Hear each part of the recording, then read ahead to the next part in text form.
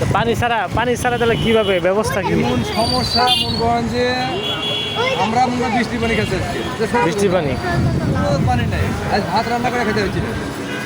আর আশেপাশে তো ভালো পানিও নাই, খাওয়ার না। কোনো ব্যবস্থা নাই না। এই যেখানে এই গরুটা মনে করেন যে পানি খায় নিম্নে সকালে দুপুরে সন্ধ্যা মনে করেন যে 30 লিটার করে পানি খায়, 30 লিটার 90 লিটার পানি খায় এই একটা গরু। তাহলে প্রতিটা গরু এরকম খায়, তাহলে কেমনে খাওয়াবো আরে কোন? কিন্তু এটা তো তুলে ধরতে কেউ আসছে না। না না, যেমন আপনি মানে যারা হাটের দায়িত্ব সেরাও আসে না। না, কেউ আসে না। বাঁশ খাম দিতে ভালো করে, যে বাঁশ খাম দিয়ে তোমরা গরু লাইন করো, মানে হাটের কারোর সাথে কোনো কথা হয় নাই। এরকম অবস্থা করতে আমরা আসতে পারবো না এই হাট।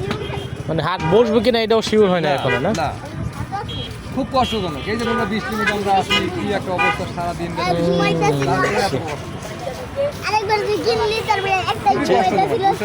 আচ্ছা, এই যে কালো যে গরু, এটা কিরকম প্রাইস চাচ্ছিলেন যেটা কালো গরুটা? আড়াই। ওজন কিরকম, ওজনের ধারণা আছে? 6.5। আর যে এই যে এটা লাল যেটা,